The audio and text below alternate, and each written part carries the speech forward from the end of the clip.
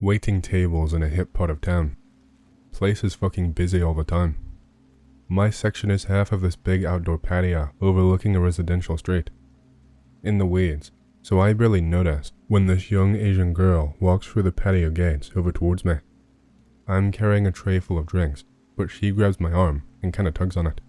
Nearly dropped the entire tray. I look at her like, what the fuck are you doing, bitch? But I notice she looks fucking freaked out. She says something like, I need help, but with a thick accent. She's young, maybe mid-teens. In my best waiter voice, I say, I'll be right with you, and turn to drop off my drinks, when I see these very well-dressed Asian dudes stroll over, smiling. They apologize, and tell me that their sister is not supposed to leave the house, and they imply that she's mentally handicapped. Alarm bells go off in my head, but customers everywhere are flagging me down, and I've still got to drop off this tray, packed with mimosas, for a group of Botoxed old white ladies. Nobody seems to notice or give a shit about these men dragging away this teenaged Asian girl. I follow after them, tray in hand. Ask the girl if she's in trouble, but she does not respond. Just seems totally dead-eyed by this point. I watch as the men take her into a house across the street that I've never really looked at before. Totally white. I realize the windows look really dark, like they're boarded up from the inside. Manager comes out, asking what the fuck I'm doing, and I tell him what I saw. He basically says it was probably just their stupid sister-in-law.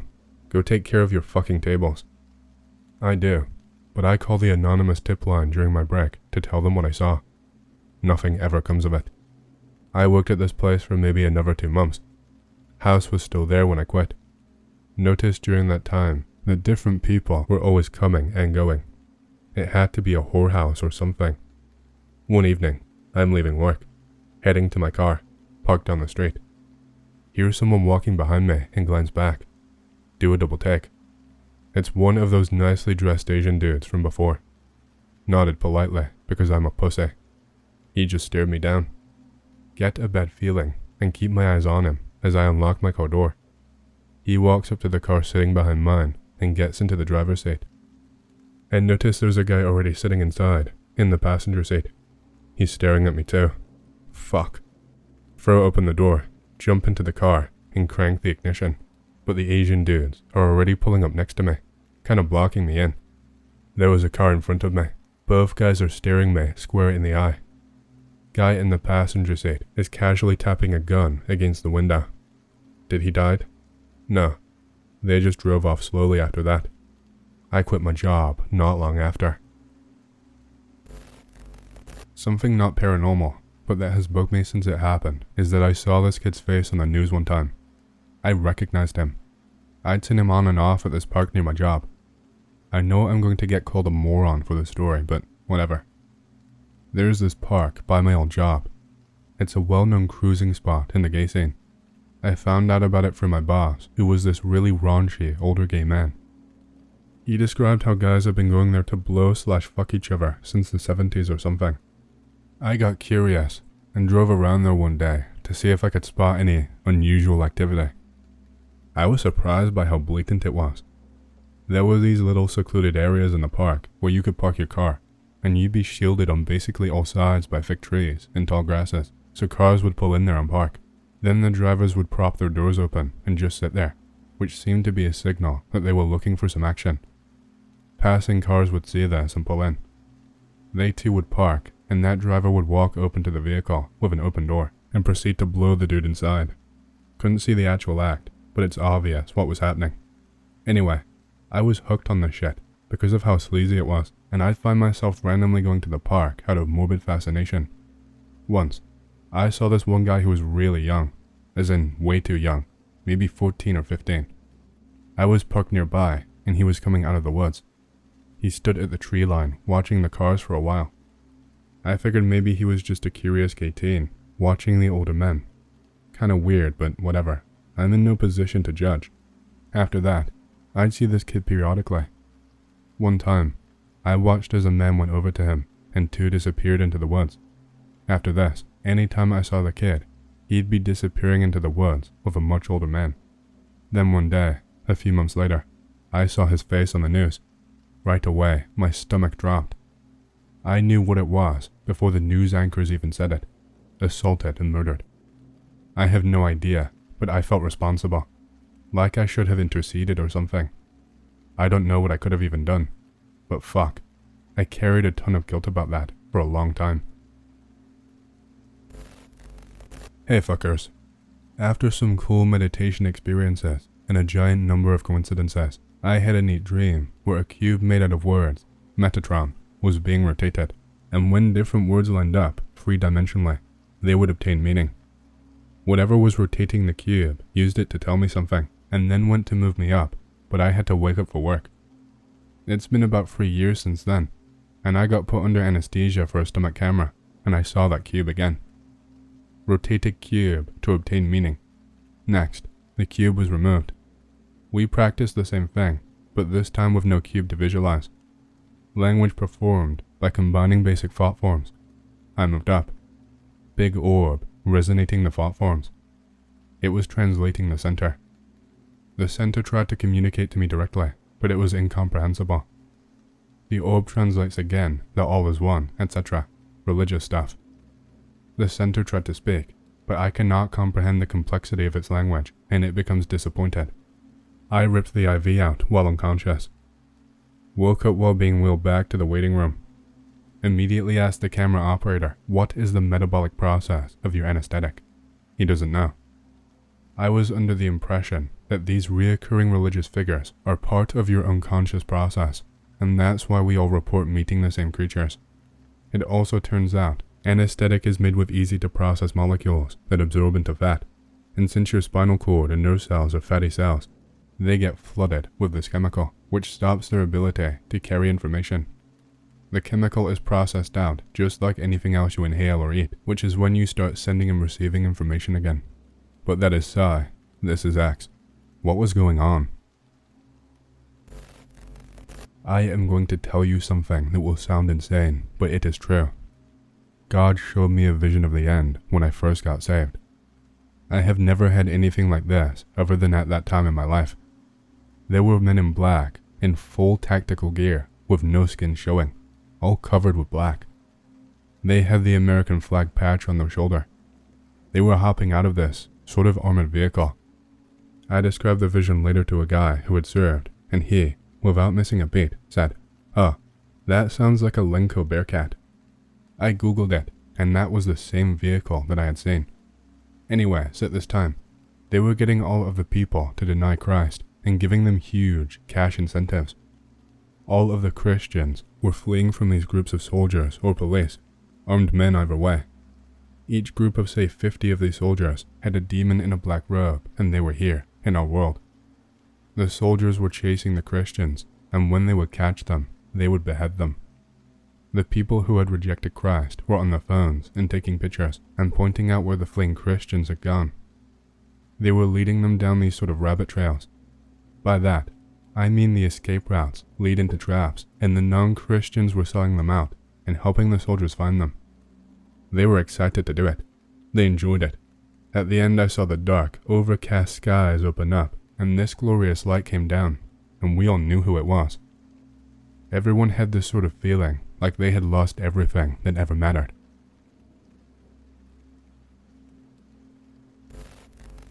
The fisherman who contacted me went by the name Thomas. He was quite adamant that he and his crew had witnessed an actual mermaid. He then proceeded to tell me about the beliefs associated with aquatic humanoids in his native country of Indonesia. Residents of that nation believe in the reality of these cryptids. Thomas recalled an account he had heard decades earlier. This aquatic creature encounter occurred during a military training exercise in Jakarta Bay. At the time, the soldier witnesses had described that the creatures had hands and faces like a human man, but the mouths were very wide and similar to the mouth of a carp.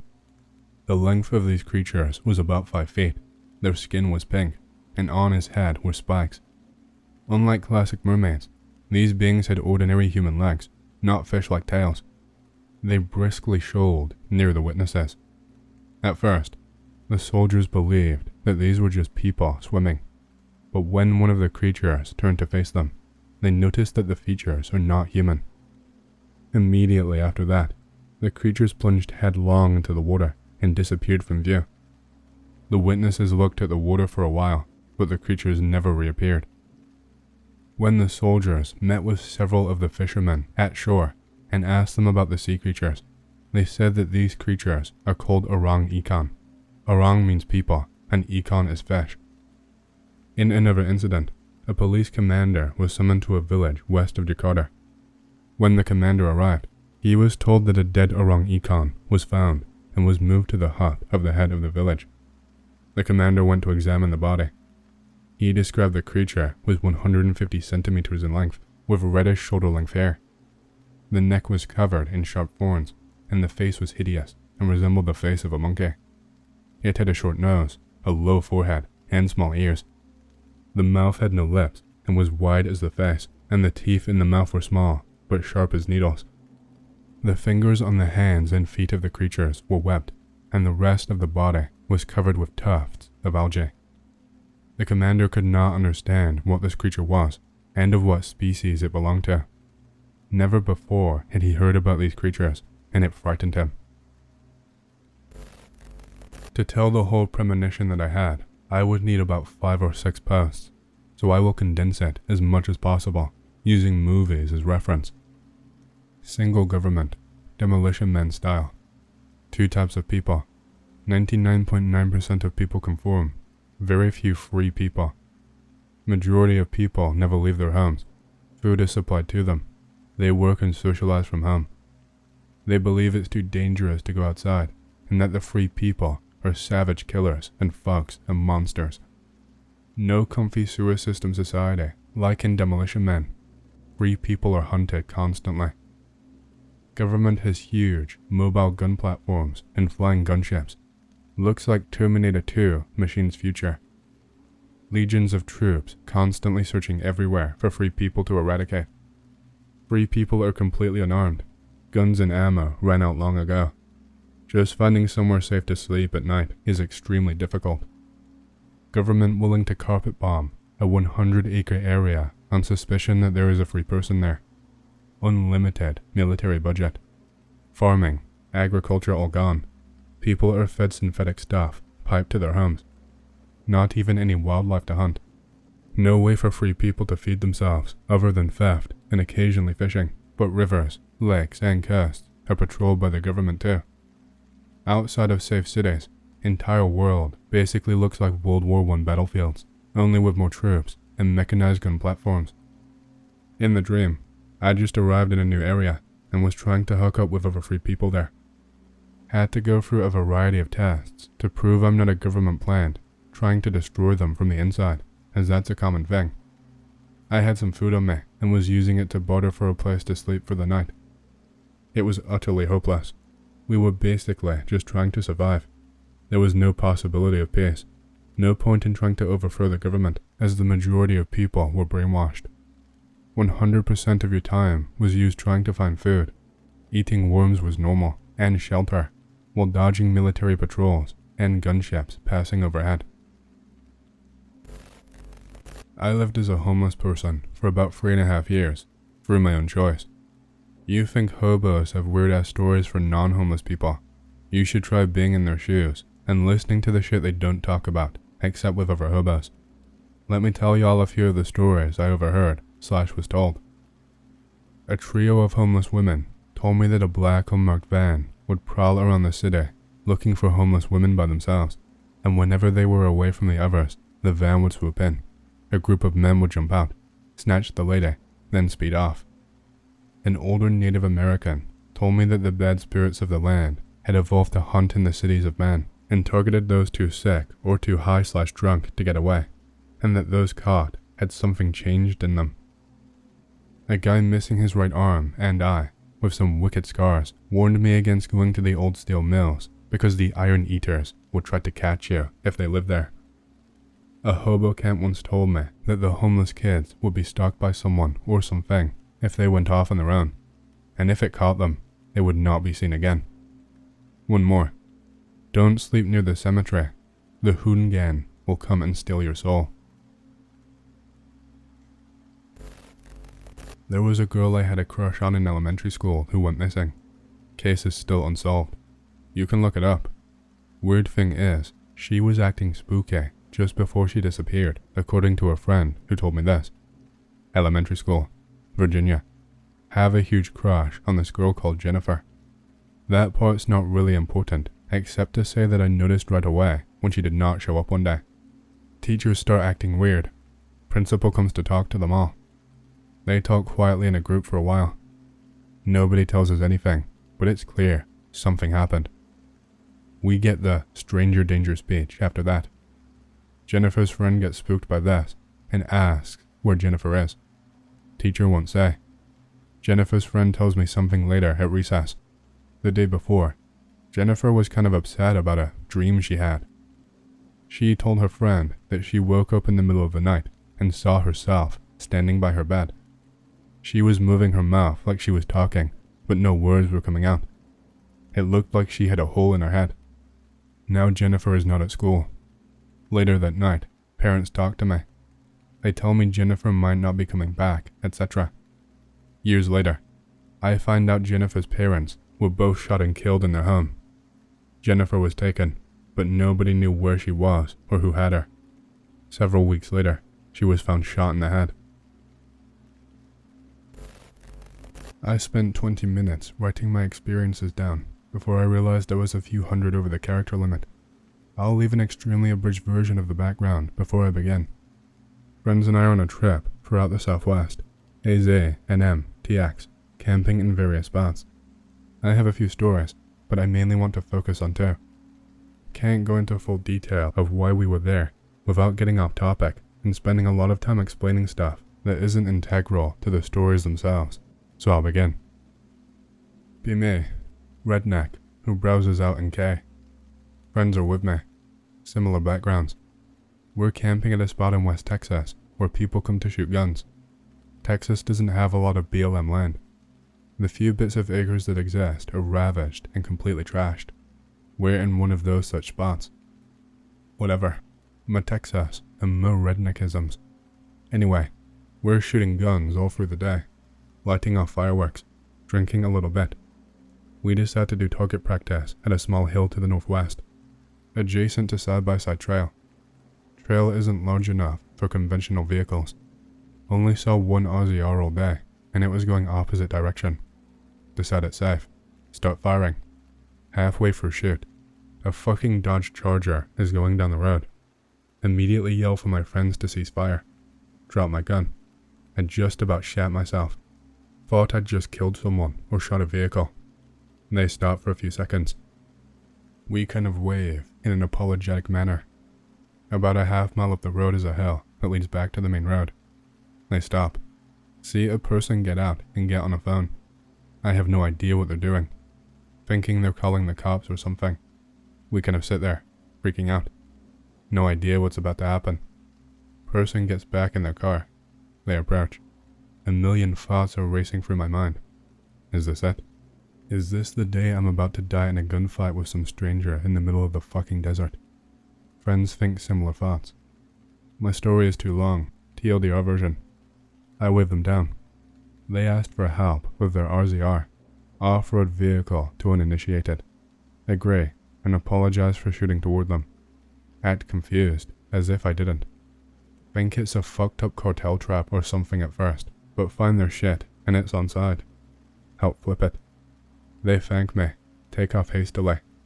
Really weird people, but whatever. They come back later in day with trailer. Their trailer is filled with sandbags, remember this. Wave, and think all as well. They wave back, and we don't see them again.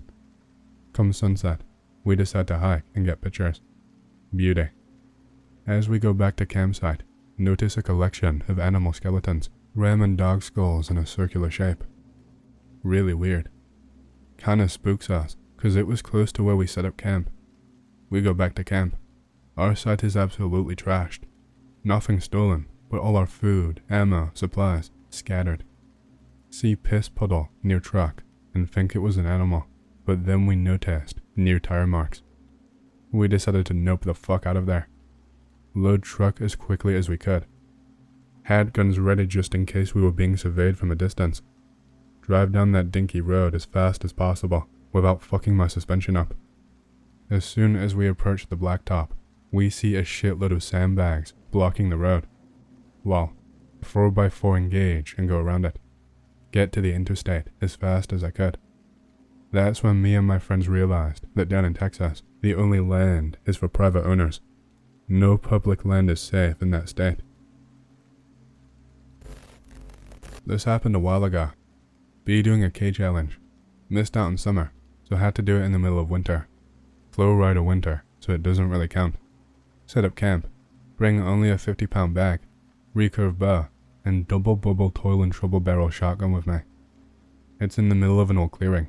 Usually it would be occupied with tents, but the harsh winter warded everyone off that year. Everybody except me. Get a good fire going. Pull out pamphlet on the area I'm camping at. The pamphlet literally says that the Native American translation for the place was Silent Hills. Nervous laughter. It's nighttime. Decide to turn in. Sleep with Shoddy by my side. Uneventful night. Insanely quiet, which sort of helped me fall asleep. Wake up. Warm sunlight dances on the ground. Everything seems to be right cobber. Then, I notice the clearing is a perfect circle. This is strange, because I could have sworn it was more of a pear shape when I set up camp. I turned to the right, to walk further in the woods, when I noticed something off-white dangling from a branch. It's a skull. A little bit weirded out, but not scared. Coyotes are pretty common here. Turn to the right again, another skull. Repeat this. Frigging coyote skulls everywhere. Retreat to the center of the camp. Coyote skulls are clearly visible everywhere. How did I miss this? Clutch Shoddy a little tighter. Return to tent. Guzzle down some homemade tea. I used some safety leaves that I found around the campsite. Calm my nerves a little. Feeling a little braver. Walk back out to look around some more. Enter detective mode. Look at the skulls again. Notice by the wear on their teeth, or lack of it, that they were all around 8 to 14 months old. Decide to take them all down. Having their hollow eye socket stare at me like that is way too spooky. By the time I'm finished screwing around, it's dinner time. Go out and hunt a squirrel, make rotisserie. I used some spices I found in the woods to give it flavor. I knew they weren't toxic. However, I forgot that they were also used as laxatives, but since this is a creepy thread and not an MRE thread, I won't go into detail. Clean myself up and return to my tent to sleep. I wake up a little while later at midnight exactly. Loud yaps and rustling coming from everywhere. I grab my bow and Shoddy and carefully peek out through tent opening. Ach, damn. I was pushed onto my back. White snapping jaws were inches from my face. I use a broadhead to stab whatever is on me. It goes down like a ton of bricks. Pull out my cell phone to use it as a flashlight. It's a frickin' coyote. The broadhead went right through its throat, out through the top of its head. The yaps and barks are getting louder and closer. In an adrenaline high, I blast randomly from my tent opening. I'm not sure if I hit anything, too occupied with reloading. More of the sons of bitches are pouring in. Shoot, reload, shoot, reload, shoot, reload. I do this until I'm out of buckshot. Say a quick prayer, grab my bow. As I reach for it, a sharp pain strikes my wrist. I'm too wide-eyed to do anything. The coyote I literally stabbed with a frigging broadhead is biting my right hand. He leaps on top of me. Luckily for me, the arrow stuck in his head keeps him coming from close to my face. I'm hysterical by this point, screaming, "Help! Damn! Die!" Just then, I remember I brought along an XXL butterfly knife for gits and shiggles. Use it to chop the bastard's head off. Run out of the tent. I accidentally grab my shotgun instead of my bow. I'm spinning around, trying to find a way of escape. Suddenly, all of the yapping stops. The coyotes are backing up to a campfire. It wasn't my campfire. Above the blaze, floated a coyote skull with feathers strewn about it. Notice it's not actually floating, but instead is being worn as a mask by a naked man with pitch black skin. I scream, infuriated at him. I think I was trying to curse at him. I jerk the trigger on my shotgun, and to my surprise, it goes off. His shoulder flinches back, and he grabs his stomach. This part I can't greentext. It's just too hard to describe. He pulled open his stomach, and this gut-wrenching feeling of anxiety poured over. Something akin to the sound of a cannon or lightning started going off, but it was way too prolonged to be a rifle or something like that. I think of it today more like a scream. I woke up later, in a ranger station. They said they received a call in the middle of the night. Someone kept on screaming "coward" and "damned B" into the phone. They patrolled all around until they found me at the campsite. I was covered in bites, not from coyotes, save the one on my wrist, but rather something more like a human. The wounds were too marred to judge accurately. They were really mad at me. They thought I went coyote hunting while high or something. The second campfire at the site was stacked to the height of a man with coyote bones. I'm not allowed to go there anymore, but I don't think I would, even if I could. By the way, the guy looked like pic-related. Be me, a Slav security guard at a medical university. My job is to watch cameras and make sure the lab rats get sufficient airflow.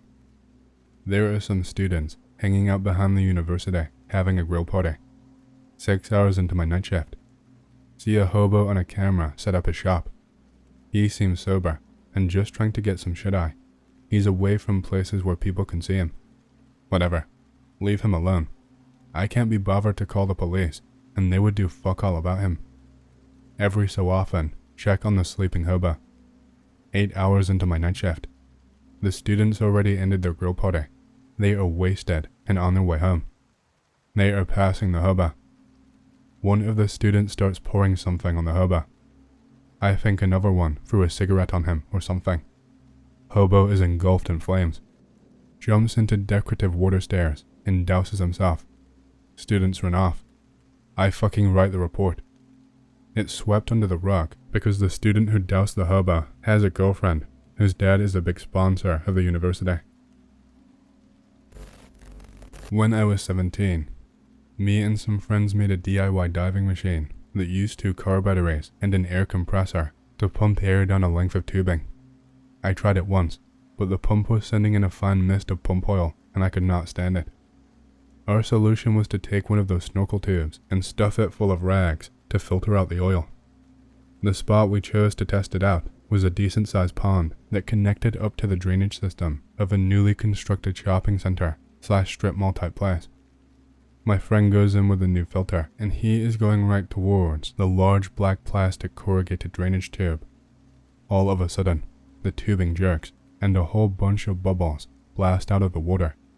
The line, still belching air, was separated from the snorkel and my friend was gone. He had gotten sucked into the drainage tube sideways and was blocking the flow like a logjam. Somehow he got loose, but when he did, he got sucked down the drainage tube out to where it opens up into a ditch by the street. Miraculously, he was able to hold his breath and come out alive at the other end. From our perspective, he had just disappeared and he did not come back up. We went in looking around the edge of the pond, trying to find him, hoping that he was just playing a joke and that he had swam away unseen somehow. It did not make sense, but we were so desperate and scared, we could not understand at the time. Minutes since he disappeared, 2 police came and hollered at us, and when we looked over, our friend was with them. He was wearing his shirt tied up around his waist, tied up like a loincloth, with a decent gash across his chest from where he pressed up against the pipe. Later, he recalled that his pants had been torn off, and he was gasping for air, half naked, in a huge rocky ditch where the police happened to see him as they were driving by. Nothing can describe the terror I felt when I realized that he was not going to come back up. It is incredible that he is still here and alive.